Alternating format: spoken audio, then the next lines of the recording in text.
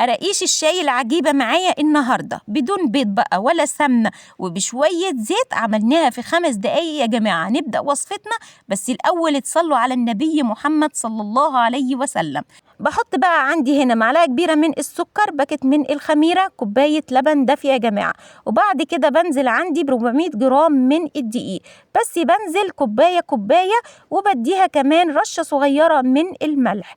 أعجن بقى العجينة معايا عندي زيت يا جماعة، ده كوباية إلا ربع من الزيت، بس بنزل بيها خطوة مع اللبن الحليب. ما شاء الله زي ما حضراتكم كده شايفين اللبن بعجن بيه، وكمان الزيت بيلملي العجينة. اللهم بارك، ما شاء الله. شايفين أنا لازم ألم كل الجناب اللي في البولة معايا بالشكل ده، ما شاء الله. دي وأعجنها لمدة 3 دقايق كده معايا كويس جدا، وبسيبها تخمر معايا عندي، واغطي عليها بستريتش او كيس تلاجة زي ما حضراتكم كده شايفين معايا. وبعد ما بتخمر معايا لمدة ساعة بطلع منها الهواء واقسمها معايا العجينة نصين. ده اول نص بفرده معايا على كيس تلاجة، وتحت كمان منه في كيس تلاجة يا جماعة. وبعد ما بتتفرد معايا بيبقى سمكها رقيق جدا.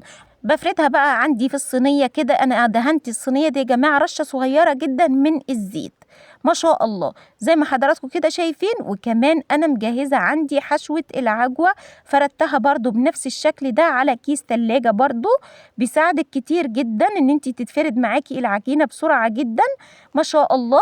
شايفين ادي العجينة عندي العجوة مش يعني مظبوطة خالص، أنا هنا هظبطها ما شاء الله زي ما حضراتكم كده شايفين. ونصي بقى العجينة التانية اللي باقية معايا هفردها بالشكل ده، وبعد كده بقى بحطها عندي على وش العجوة بالشكل ده. اللهم بارك. شايفين حضراتكم الكيس مساعدني جدا ما شاء الله. هنا بقى اشيله من عندي كده واظبط عندي العجينة بالشكل ده، وكمان اقفل الجناب، اضغط عليها بايديا زي ما حضراتكم كده شايفين، اتاكد ان هي اتقفلت كويس جدا معايا. وبعد كده بجيب عندي بقى السكينة يا جماعة، لازم التقطيعة دي قبل ما تخمريها تاني، ما شاء الله. هنقطعها مع بعض زي ما حضراتكم كده شايفين، ما شاء الله. سمبوكسات كده خطيرة جدا، والتقطيعة دي مميزة جدا يا جماعة، ما شاء الله. بعد كده بقى بتسيبيها تخمر معاكي لمدة ربع ساعة، وبعد بقى ما بتخمر معايا هنعمل خطوة مهمة جدا.